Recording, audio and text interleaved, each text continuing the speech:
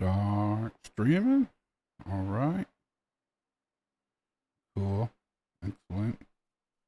Ultimate guide to Auritech. This is a new mod on Neoforge and Fabric for 1.21.1, and it has blown my mind. This is going to take you through everything from world generation behind me to basic power generation. We have assemblers, centrifuges, pulverizers. We've got lasers. We're going to be looking at logistics and power gen that's more complex, advanced power gen, and automatic farms like the one you see me behind me. We're also going to look at crazy stuff like this, which is a particle generator or accelerator, and even looking at transporting things with drones. If you're new here, please do click that subscribe button. If this guide is helpful for you, I cover everything modded Minecraft, making sure you've got all of the latest guides that are up to date for every single mod in the game. So, starting off with world generation, Auritech adds 2 new ores into the game. This is nickel and platinum. Nickel can be found about Y level 40 down to minus 65 in deep slate, and platinum ore is much rarer and can be found about minus 2 to minus 60 in the overworld, but is really abundant, as you can see with this one in front of me, in the end dimension. You are still going to want to get gold, redstone and some diamonds, etc., because these are going to be used in the mod as well. But that kind of goes without saying, you're probably getting those anyway. The first machine we're going to be making is a basic generator. This is how we can actually generate some power. So let's have a look at the recipe, because some of the recipes in here are really interesting. And there are other generators in Auritech. It's a really, really cool mod. So when we look at the recipe here, we're going to see we're going to use some nickel, which of course we could just smelt up as mined. And we're going to need some magnetic coils. Now, magnetic coils will require fine wire and steel. Fine wire is simply 3 nickel ingots, and steel can be made in a crafting table with 2 iron and 2 coal. So that is actually a really easy way of getting it. Now, you will see in this one that I'm showing you, it says steel ingot from Mechanism, whereas the recipe is from Auritech. That's because I'm looking at this in a mod pack. So that's how we make steel and fine wires, which helps us get our basic generator. You can see here it says hold control for more info. So when I hold this on, you can see it says add-on slots, none. It is not allowed any add-on slots, and it's going to produce 32 RF per tick. And the energy capacity is 50,000 RFs. This is how much energy it will produce and can store. So let's place it down. We've got our basic generator here. We can go into it. And I'm just going to put in some coal blocks in here, and you can see the power is going up in the machine, and we are generating power. The next machine we would be using would be an assembler. So how do we get that power to the assembler? Well, we're going to make some energy pipes. If you just want to see the Ori mod, you can just put in @Ori in JEI, and you will only see everything from Auritech. If I put in pipe after that, we can then see we have a energy pipe here. And this is going to use electrum ingots and fine wire.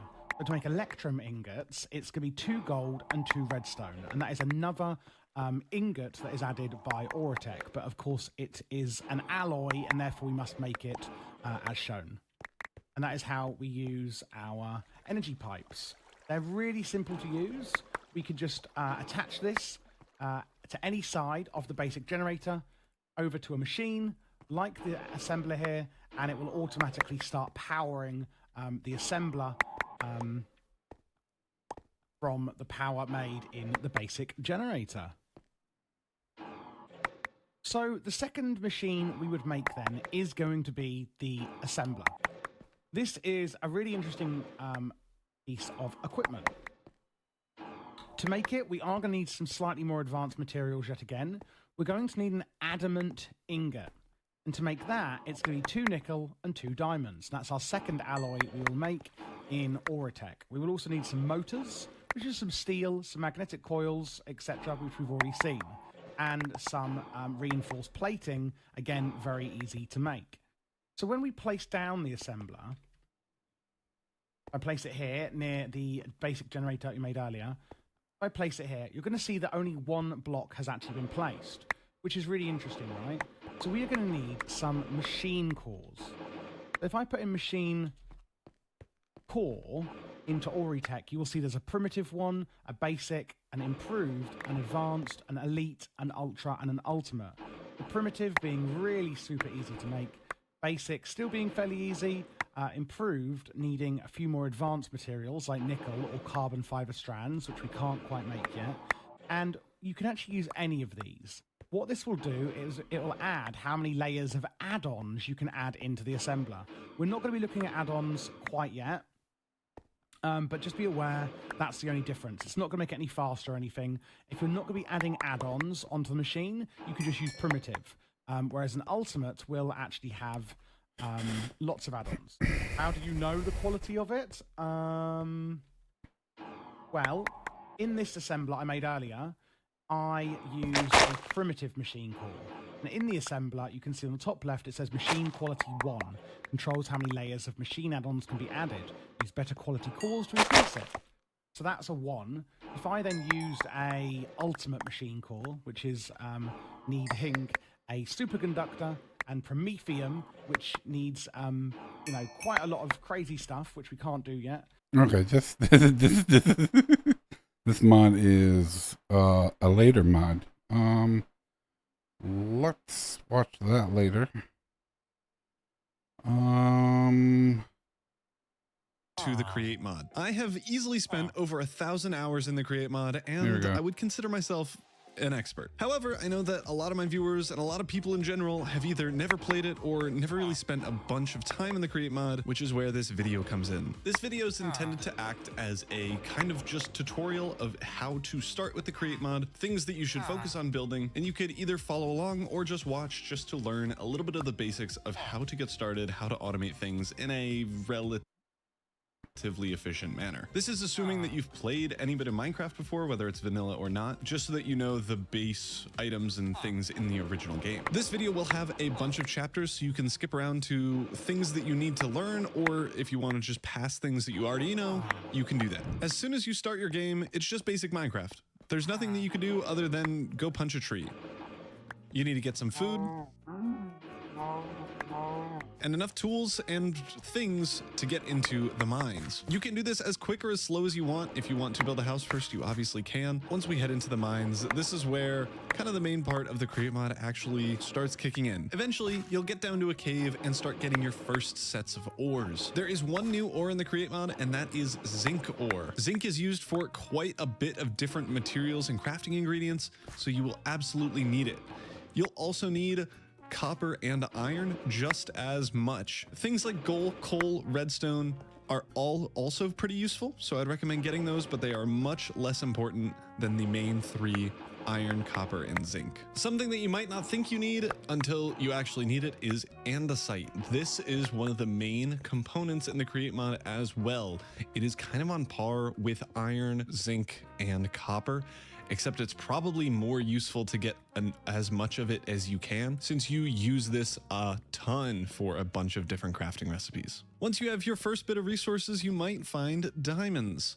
These are not super helpful in the create mod, but of course they are amazing for tools and armor, so definitely pick those up. After a successful mining session and you have all of the items that you might need, now it's time to move on to the create mod parts. The first step in getting started with the create mod is generating your first source of power. There are 4 power generation methods: water wheels, large water wheels, windmills, and steam engines. Water wheels are kind of the intro and most basic version of a power source, so we're gonna make those first. Likely, you'll have this mod over here called JEI in your mod pack. If you left click on a thing, it'll tell you the recipe for it. Same with right clicking, except it'll tell you what you can make with that item. So to make a water wheel, we need planks and a thing called a shaft. This is going to be one of the 2 first create components that we make. The first one is andesite alloy, which is used to make shafts. To make an andesite alloy, we just need iron nuggets and andesite. So we're gonna grab our andesite, make some iron nuggets, and get started on making our first andesite alloy. You obviously don't need a stack like what I'm making right now. You can definitely make as much as you can with it, and that will be fine. Once we have some andesite alloy, let's make a couple shafts, and then we're gonna need a bit of wood, make a chest, put a shaft in the center for our first water wheel. Now's also a good time to get a bucket since we're going to need water to actually power this thing. We can't just put a water wheel on the water like this because the water isn't moving. Instead, we're gonna need to place it on the top so that it flows over the water wheel, actually moving and generating power here. Once that's spinning, we can see that the shaft inside of here is spinning, and if we connect up a shaft to it, it will start spinning as well. This is our first and initial source of power. How do we use this thing though? That is going to be the next step. And before we go crazy making a bunch of contraptions, it's worth getting two kind of necessary components that just make the Create mod a little bit easier to deal with. These two things are called engineer's goggles and a wrench. Both of these are super helpful for different reasons, but as you can see, they require golden sheets, which we don't know how to make. The beautiful thing about JEI is that if you left click on a golden sheet, you can see that we need to press gold ingots with a mechanical press, which we don't have, into golden sheets. We already have gold, we kind of just need this mechanical press. If you click this up in the top left here, you can see what we need to make this thing. We have shafts, we can make blocks of iron, we don't have andesite casings. So let's get started on casings. There are 4 base types of casings in the Create mod, and each create a different kind of age of items. Andesite casings make andesite aged items, brass casings, brass age, copper casing, copper age.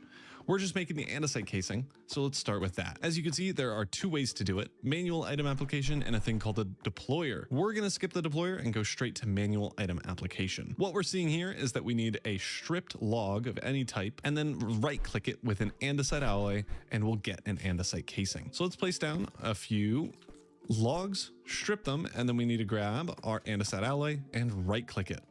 And there we go, we have our first sets of andesite casing. As a reminder, we're still building our mechanical press.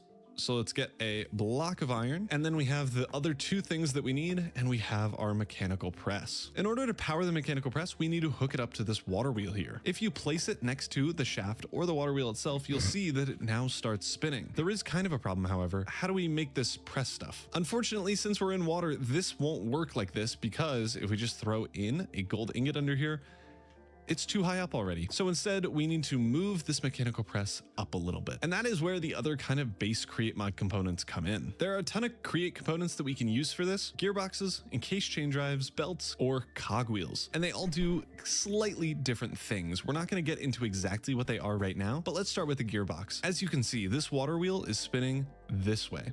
If we're looking at it, it would spin like a clock. On the other side of the gearbox though, you could see that it is spinning the opposite direction, which means that the gearbox will invert whatever power signal is coming from the other side. You can also notice on the left side of this gearbox, it is spinning towards us, and then on the right side, it's spinning away. So those sides are also inverted. We can also, in our inventory, in the crafting terminal, convert these to vertical gearboxes. Vertical gearboxes are basically the same, except you can see that there's no shafts on the side, but instead they are on the top. Again, they do invert things, and if we place another vertical gearbox here, you can see that this side now inverts back to the original direction, which can be used in a lot of contraptions. We can now put in our mechanical press, grab a little dirt block just so that it can actually press stuff, and let's throw in our gold ingots. We'll see now that this is slowly pressing stuff into golden sheets. Once all 4 of those have finished, we can now make the 2 things that we need. Let's first start with the engineer's goggles. You'll need glass and string for this, and then we'll go to the wrench. We do need a stick, so stick and the wrench. I always leave the wrench in my second hotbar slot. Depending on how you play, you can always change that. As for the goggles, these need to be placed on my head. And when we do that, you can see a lot of stuff starts to pop up on the screen, including the kinetic stress and stats of a block. You can see if we hover over this generator, it has the kinetic stress capacity of 256 SU. SU is kind of the power that it uses. So instead of watts or kilowatts like we do in real life, it instead has SU, which stands for stress units. The mechanical press, the kinetic stress impact is 64 SU. This means it is using 64 out of the 256 stress units that is possible from this thing. I've talked about why we need the engineer's goggles, but why do we need the wrench? The wrench is super helpful in kind of doing smaller configuration changes to the Create components. If you right click a side of a gearbox with a wrench, you can see that the faces switch. If we flick the other side, it is now inverted like so. So we can right click those around. If you right click a mechanical press on any of the sides, it doesn't do anything. But if you do it on the bottom or the top, it will rotate it around. And I recommend you try this on a bunch of different contraptions because I can't list all of them, but something is usable in every situation, including, I guess, water wheels? Who knew? Anyway, the last real useful use for it is if you shift right click, you could pick stuff up and it'll go straight into your inventory. So you don't need to like break stuff and go run and pick it up. You could break stuff over a void, you'll be good. Now that we have the basics of stress unit and rotation manipulation under our belts, we need a starter house. We are going to be doing this in a few different parts. First, I'm going to explain to you what all the components behind me are before we get into building the starter base or any of the machines itself. If you know what all these components are already and just want to skip to that part, just look in the chapters and it should be something titled like making our starter base. So to talk about what things we need to know to make this starter base, we're going to start over here. These are shafts. I actually don't think I talked about them, but shafts are really easy. They transmit power. I'm going to be using a thing called a creative motor, which, believe it or not, is only available in creative, and it just provides infinite stress units. This is used for testing. You might see this in schematics and stuff. We'll talk about schematics later, but they're just a power source that you could connect power to if you're playing in creative, and you could change the rotational speed. So for shafts, they spin in a normal direction. They follow the direction of whatever's powering them. These can connect up to gearboxes or cogs in kind of the way you would expect. You could put a cog on the end of it and it'll spin like this, and the same with a gearbox. The first item transportation thing that I want to go over are belts. If you connect two shafts up with a belt, it will connect them both and make this opposite one spin, even though it's not directly connected to a power source. You can right click on a belt with a belt to increase the length by 1. You have to click on the end of it. And then if you right click it with a wrench, it'll decrease the length. Let's increase it by 1. If you put a shaft in the middle, it will add that there. So then you can build off of this. And if you just right click, not shift right clicking that shaft, that'll break it. If you right click the belt, it'll break the whole belt. And that is also the case if you have a shaft in the middle. So now that we have a belt, if we put an item on it, you can see that it continues along the belt. We use this in some of the future automation things. The other kind of item thing is a depot. You see it over here while we're smelting stuff. The depot, if you right click, you can put an item on it. And it's also true if you put an item on a belt, it'll drop it and deposit it onto a depot. The next thing I'm going to go over are funnels. Funnels can interact with an inventory and will let you drop out or pick up items to go in or out of that inventory. They can go on any side of a block, on the sides, under it, or above it. You can see that there's a little arrow here, and that depicts where the item is heading. If you normal right click on an item like a barrel, it'll have the arrow pointing upward. If you shift right click, it'll go downward. If you right click it with a wrench, it'll flip that arrow. And this is the same for the brass version. For most of these things, there is a brass alternative that is a little bit better, and let's explain why. You can see immediately that this one doesn't have a little square up here while this one does. This is the filter, and we'll get into that later, but you could put items or list filters into this filter, and you can also change the quantity of which you drop stuff out. Chutes are very similar. You can put them underneath a block and it will, if we put an item in there, drop the thing out of the chute. It is basically a one-way funnel. These are a little bit better in circumstances. Funnels by default will only drop out one item at a time, at least the andesite funnels, and will not continuously drop items if there is an item in the way. Chutes, on the other hand, can drop stacks of items at a time and will just continue dropping it. They don't care if there's an item already there. It's really useful for farms when you need items to sit here, but then get picked up once they change, like if they're being smoked or something. Normal chutes have a max item capacity of 16, so it can only drop out 16 items at a time, while the fancier brass version can do full stacks. That is a little bit different from the andesite funnels, as these can only drop one out at a time, while the brass funnels can drop out a whole stack. Tunnels are kind of the last one in this list of belt-based thingies. They have a very similar design to the andesite funnels, and they're not very useful. Andesite tunnels by themselves will let you basically switch where you're dropping things out of, but not really. They're kind of stupid. In order to make an andesite funnel work properly, and if you want it to make a right turn, you need to do something like this. I honestly have no reason why an andesite funnel even exists. They're just stupid because you can do the same thing without one. I don't get why they exist. Brass funnels, however, can be used for something. They have filters on the outside, and if you connect them up like this, they will actually, even if you enter items from the same belt, will split them out among the belts. Ooh. You can change that option here, and there are a couple different ones. We've seen split. For split is just forcing that. Round robin is it goes through this one, then this one, then this one. Prefer nearest just goes through the closest one, and then the last two, randomize and synchronize inputs.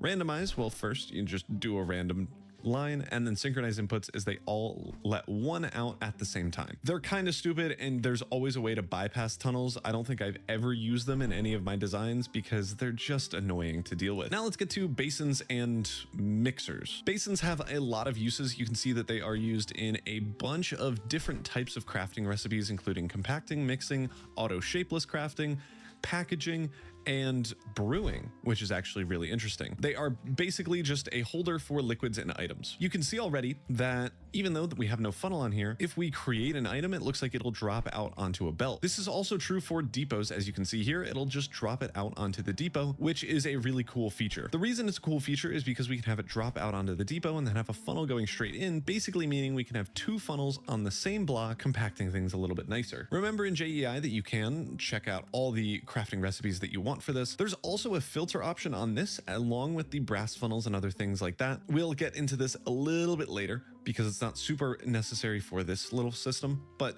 soon it will be. So as I mentioned, basins themselves had a lot of functionality, but they have to be paired with either a mixer or a press. We have both of these in our system that I'm going to talk about later, but basically you can make one of the crafting ingredients like wheat, flour, and water to make dough. It'll drop it out onto a depot or item next to it, and you'll be good to go. If you wanted to, you could put a funnel next to it, but that'll drop out some of the ingredients, which is not helpful. So you'll need a filter on this if you want it to actually work. And since we can't have filters on andesite funnels, you'll have to wait to the brass age. Mixers and presses are the next thing to go over. Mixers, as you can see, mix things up. They're just kind of check out the recipes.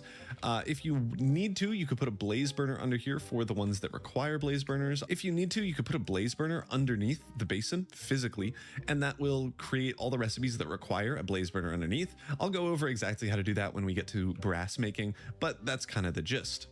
For pressing, the same is true. You can put a blaze burner under here if you want. Compacting basically lets you do anything that you need in JEI under the compacting tab, like copper block or iron blocks. Pressing is a little bit different. I have this setup here where we're using a belt and two andesite funnels with a press. There are interesting things with presses and assembly lines, as well as using some of the other materials in the later game, like a deployer or something. If you have it on a belt, as you can see, the belt will stop, wait for the mechanical press to press, and then it will continue on and get stored into this barrel. If you wanted to do the same thing, but it end with a depot instead of a belt, you can see that when we try this, it'll get picked up by the funnel immediately. So if you want things to work on an assembly line, you're gonna have to use a belt system fully so that the andesite funnel will know that there's a belt and there's a whole process that is going on, and to wait for this thing to finish pressing before it picks up the item. The final two blocks that we need to go over are encased fans and saws. Saws are actually a little bit interesting. You can see that this seems to be spinning in this direction, but if we throw an item on it, you can see that it goes in the other direction. If I slow this down, it might be easier to see, but let's say we throw an item on this, it's gonna go the opposite direction of whatever way this is spinning. So make sure you test them before you actually put it on. You can also see that this thing is powerable from below. So you could power it from below without having to bring it up or do anything weird like that. An encased fan is kind of just a fan. It can push you slowly or faster depending on the rotation speed, and it can face upward. When blowing upward, the rotation speed will basically tell the player how much they're able to go up. If it's set to a low enough one, they won't fly up, but if it's set to a high enough value, they will get taken up into the air. You can also have encased fans bring items upward with a chute. If I put on engineer's goggles and hover over this, you can see that fans pushing from below moves items upward. That means if we put an input funnel in here and then throw an item, you can see that it pops up at the top. You will also notice that the fan no longer pushes entities or items up once there are chutes in the way. And those are all of the items that we care about for right now. We will eventually go over kind of the more advanced ones, but let's get back to figuring out. All right, that the chute thing, shooting stuff up is cool. The encased fan blowing you up is cool. That can be like an early game elevator. That's kind of cool actually. Oh, I didn't even think about that. That's sick. Okay, cool. All the items and contraptions that you need for your starter base. So here are all the things that I would recommend having in your starter base. You can obviously throw in other miscellaneous farms or things that make precision mechanisms or other things like that. If you don't know what I'm saying, don't worry about it. It doesn't matter. But let's start over here. We want all of the basic kind of useful ingredients here, like a smithing table, grindstone, anvil, crafting table, enchanting table, and stone cutter, just for your basic item making needs. And then moving on to our first create contraptions here. We're first obviously going to need a power generation unit. You can use water wheels, you can use windmills. Since we're not at the brass age yet, we can't use steam engines, but these 2 large water wheels can power everything in this area, including things that are much later games. So you could just go 2 large water wheels. You will, however, have to speed it up for things like the mixers to be working. Let's start with the easier ones. This first one is a compacting setup. There are probably better recipes for this, but let's just say we put in a bunch of iron ingots in here. Those will get dropped out into the basin, and then once we hit 9, this will start pressing. Oh, and there it is, fixed it. This will start pressing, and once it finishes pressing, we will get something that we don't want. This is because we don't have filters, but we'll explain filters in a minute. You can also make iron blocks depending on the filter that you set, and it'll output in here. Obviously, if this were a faster speed, it would be much easier to do. You could also have a space underneath saved for if you put a blaze burner there, because certain recipes require a compacting under a blaze burner. The next is pressing. The next thing I would recommend getting is a thing called pressing. This is actually used in a lot of different machines and farms, and it will just let you automatically press whatever item it is into the flat version of that. You can see that as soon as it gets to here, it will squish it up, and then once it heads into the barrel, we will get pressed iron. There we go. We have the iron sheet that we need. Iron sheets and gold sheets are, and among other things, are used in a bunch of different crafting recipes, so it is kind of necessary to get one of these types of systems set up. And our final and probably the most complicated one in the basic setup of the andesite age is a mixing setup. You can see that we have an empty gap here, and that is on purpose. Eventually we'll want a blaze burner here that we can then power with lava to mix and heat up the mixture while we're making it. Over on this side, we have a water input and output valve here that you can turn on and off. That is, of course, optional. And if you don't have copper or the things to make certain things like this fluid valve, then we could just wait on that. I will be going over the fluid pipes and valves and all the copper stuff right before we get into the brass age, so you can skip to that part if you want to set this up and you don't know what's going on, but this isn't super important in the early game. What you really care about is having a mixer and then an automated thing over here. Honestly, the thing that I use it most for in my world is with wheat flour. Unfortunately, this does have a speed requirement, which means we need to have this spinning at least 32 RPM for this to work. There we go. Once that's sped up, we can see that it'll mix us, our wheat flour and water, into the dough and get placed into this barrel. This is a really cool setup where it just kind of cascades downward and in. I would also recommend having a smoking, heating, cooking, and washing setup in here. You're not going to be able to get soul campfires or the soul haunting version until we go to the nether, but for things like wheat flour, what we can do is just wash that. It'll turn it into dough, just like the mixer over there. There we go. So we have dough. You can also place a whole stack on the depot, and it's a little bit easier just to do everything. This is kind of the main setup that is used in a lot of other content creators things.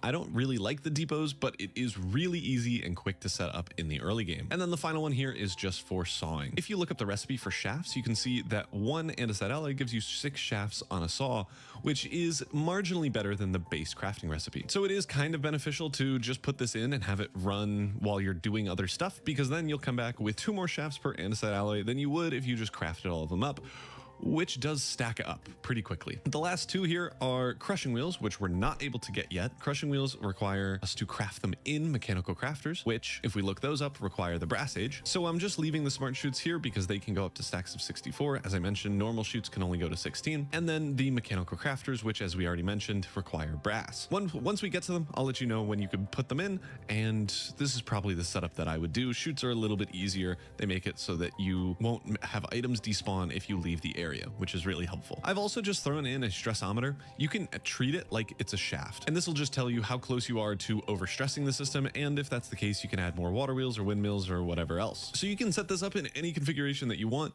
Again, if you don't really know how to do it, just look at what we're doing here. We're just dropping stuff into the basins or onto the belts, and then having things move along with us. Remember that basins can drop out onto depots just by being next to them, and then you can put a funnel next to it to pick it up into a chest. Now that we have our basic starter house farms and machines, let's get to something a little bit more specific: filters. Filters can be placed on anything with this little square thingy on it.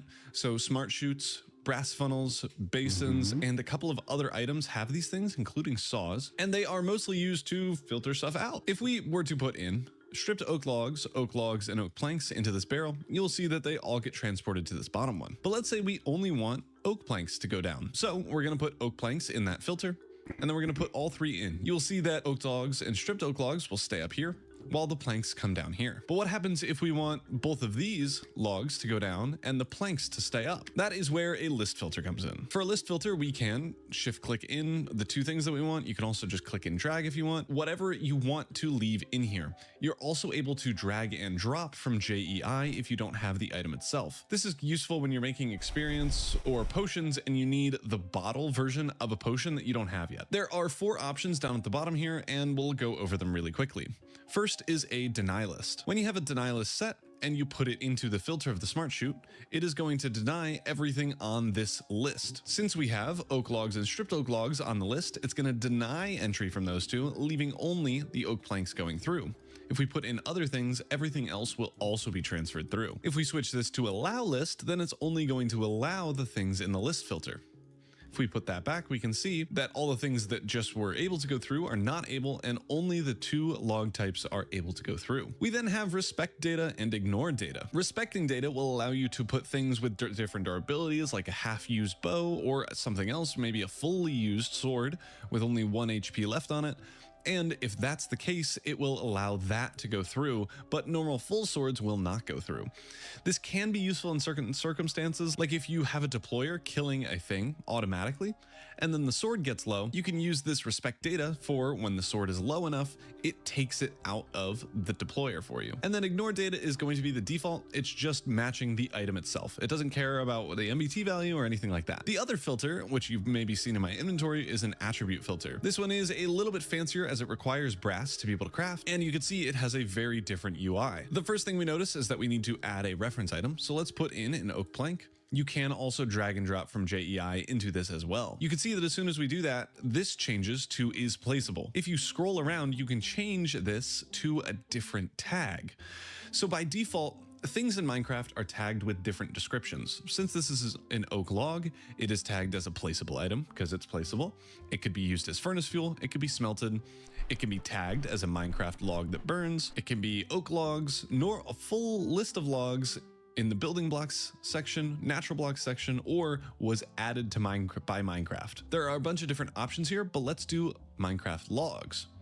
Over on this side, we can add that attribute, or we can add the inverse. You've seen what the deny and allow list does. If we were to add this attribute and we put it in the funnel, we would be able to drop oak through. If we deny it, then we'll be able to drop everything but oak. Let's add this to the attribute list. And as you can see, this number has now changed to 1 instead of 0, and the selected attributes are now tagged as Minecraft logs. If we put that in here, we should be able to see that oak logs go through, but oak planks do not. If we put in stripped oak logs, those also go through, and that is because stripped oak logs count as logs. No, you don't. Oh, that was weird. Where did they go? Anyway, you can also add additional tags to this list. If we throw in a lead, you can see in the tools, in the group tools and utilities, let's add this attribute as well. When we've done that, you can now see that the selected attributes are things that are tagged as Minecraft logs and things that are in the group tools and utilities. And this is where these 3 come in. When you have multiple, or if you want to deny things, you can choose between one of these 3. The first one, allow list of any, means that any of the tagged attributes are allowed to pass. So this means we can put in logs, those will go through, and leads will go through, but things like leather and oak planks will not. That is because leads are tagged as tools and the logs are tagged as logs. If we, however, change this to an allow list of all, this will only allow items that are both Minecraft logs and a tool and utility. We should see that nothing now goes through because there's no such thing as an item that is a tool and also a log. And then the final one is a deny list. This will deny anything that is in these tags. So if we put this in and we put in a lead, it won't go through. The same with logs, but as soon as we put in something that isn't on the list, those will drop through. So there's a lot of cool configurations you can do with this. As I mentioned, you can pull out items from a basin with a brass funnel if you want, because then it will drop out full stacks at a time. You just need to set a filter for it. It's also used in a bunch of other contraptions to either pick up, let's say, items that you're smelting, to put it in a chest for you, or to do a bunch of other things. With those 2 out of the way, let's get to farms. The create mod lets you automate basically anything that grows legitimately, you can automate. And it's way easier than vanilla Minecraft. We're gonna start with items called mechanical harvesters, but first we're gonna focus on minecarts and contraptions. Contraptions are basically flying machines, at least in the vanilla version of Minecraft, but a lot easier and you don't need to make them fly. We're gonna grab just some powered rails, We're going to put a block behind it so that the minecart will be able to move. And then we're going to get something called a cart assembler. This is just made with redstone, any warped wood, and andesite alloy. And if we place it on top, you can see that we have this little contraption doohickey with an arrow pointing that way. When it's pointing that way, it just means that whatever we're building is going to be facing in this direction. If you hover on the side and hold right click, you can see that there are 3 movement options, which is always face towards motion, pause actors while rotating, and lock rotation. They are all used for different things, but for most, and this farm included, we're going to set it to lock rotation. If we put a minecart underneath, you can see that nothing happens. But let's put a block on top. I'm going to do a barrel just so that it can store all of the crops that we harvest once we get to that point. If we then power this block, including the cart assembler and the rails, you could see really briefly that the barrel pops up. And if we right click the barrel, you can see that it is called a moving barrel now. If we break this block and push this cart along, it's now connected to the minecart itself. If we turn off this lever, you can see that it's still connected. And if we push it back over the cart assembler, it will turn it back into its normal full blocks. And let me just place this block back down. We can mess with this as we would normal Minecraft. If you did notice, even though we turned this lever on and there was a powered rail directly below that minecart, this rail does not turn on. We need to separately power the normal rails that are not connected to a cart assembler. So I'm going to put levers over here, and then we're just going to build powered rails a little bit of ways along, and then we're going to put a block on the other side. Now, to actually farm stuff, we're going to need to just place in a few blocks. I'm using barrels just so that we can have storage for all the things that we're mining. And then I'm also going to go all the way along here. The reason for this is because we need to place in mechanical harvesters, which is this block here. It is made pretty simply. We know how to make all of these ingredients, and this will help us harvest all the materials. I'm now going to set up just a normal farm, and we're going to leave this harvester area blank. But once we place in all of these, we're basically done. Yeah, that's the end of the farm. The farm is done. And I'm actually going to scooch this one over. What's going to happen here is that this minecart assembly, once we connect it up and do all that fun stuff, is going to move across here. The mechanical harvesters will automatically harvest whatever crops that we have here, place them back down, and give us all the loot in these barrels back here. I'm going to grab seeds and just plant in a bunch of these here. And just for demonstration purposes, I'm also going to grab some sugarcane over here to show you that you can also harvest sugarcane. The reason we're skipping a block on the sugarcane is because these things can't place back sugarcane for whatever reason. So we're just doing one block higher over here. So now if we turn this thing on, it will still only connect the one block that is on top of it. And that is because there is a little glue thing, like you would a sticky piston, directly on top of this block, but not anywhere else. So how are we supposed to glue everything together? That's a great question. There is a thing called superglue. Superglue lets you glue a certain amount of blocks together, and then it will make a little square thing here. For contraptions and for harvesters in particular, what we'll need to do is glue this barrel over to this far one. What will happen now, if we turn this thing on, is this whole top row will turn into movable blocks. You can also notice that this harvester is now a part of the contraption. The harvester is one of the only blocks that you don't also have to glue to the contraption itself. As you can see, there's no glue bits here, but since the harvester is like meant to be a part of contraptions, it just lets you do that. We also need this bottom row here, so I bet you can figure out what we need to do. A little one of those, and now if we try to turn this thing on, you can see the whole thing lifts up a little bit. So now we're going to break that block and move our thing across. And as you can see, it is going already. What we can do also, now that the cart assembler is there, we can actually, oh, I broke it. When this happens, you don't have to like break the minecart and do everything over again. If you shift right click with a wrench, it'll pick up the whole thing in your inventory. Now we just need to place it back in the same direction that it was facing, and then we can send it off again. If you shift right click the cart assembler, it'll destroy it, and now you have a little bit prettier of an area. If I increase the random tick speeds so that we actually get stuff growing, you can see that they are automatically being harvested pretty much all the time.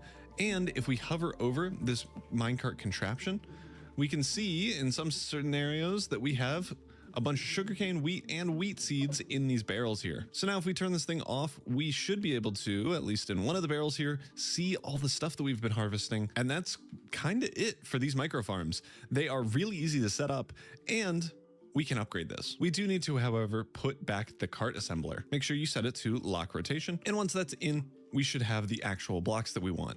If you want to get rid of glue, you just have to left click on the glue section and it'll get rid of it. But we're gonna keep it for now. The other thing kind of that you can do with a contraption other than harvesters are saws. Saws, believe it or not, are used for sawing things. What do you saw? Trees. You cut down trees. You also can saw cactus if you're using that. So it'll work very similar to if you were doing cactus, but we're gonna do trees here because I think that's fun. We will need to plant our saplings manually for the time being because we don't have enough money or brass for a thing called the deployer, which will let you plant stuff automatically. But for now, that's fine. Let's place in all of our saplings, and I still have the random tick rate up to 1,000,000. Let's lower this back down. But you can see that we have a ton of trees. Let's glue these saws together. You need to make sure that you glue both of them. And once those are glued, we can turn this thing back on. You can see that it doesn't move right away. However, it does break that one block. It doesn't break the rest of the tree though, but we'll see why that is the case. So as it moves, it's going to go across, breaking all of the trees. And once it reaches the last tree in the section, it breaks all trees connected to it. And once What was that noise? it does that, we are good. I forgot to place the block back, but you will need to obviously manually replant the trees until we get enough funds for a deployer. If your sugarcane grows more than 1 block tall and grows up to this 3rd level, this harvester will not be able to harvest this block of sugarcane. So if that's happening, you just add another barrel and harvester up top there. I'm going to push this back onto our thing and have this run in the background, but that is kind of the gist of micro farms. Now that we have a super basic farm and system here, we need to get to the nether. And this is kind of just a vanilla way to do it. You don't have to do anything fancy. You just need diamonds, obsidian, another portal, and to get to the nether. Because right now we are locked behind all the things that are needed that require brass. And brass requires a blaze burner, which we need to go to the nether to grab a blaze. So once we have all the